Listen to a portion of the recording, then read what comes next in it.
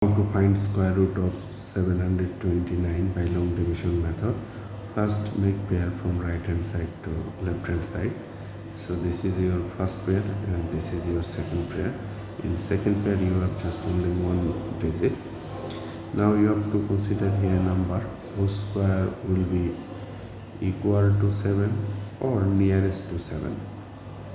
If you take here 3, then 3 square will be 9, which is greater than 7. So consider here 2 square equal to 4.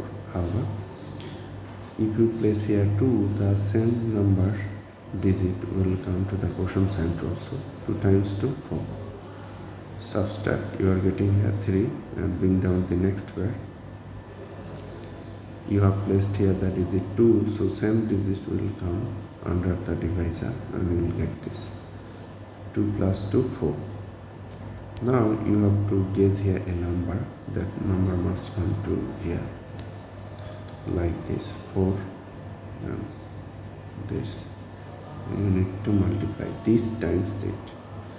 So consider here a number. Let's see 7. Okay, 7 times 7, 49. 40, write 9, carry 4 to the next column. 7 times 4, 28. 28 plus 4, 28 plus 4, 32. Look, this, if you place here 7, that 7 must come to the quotient also.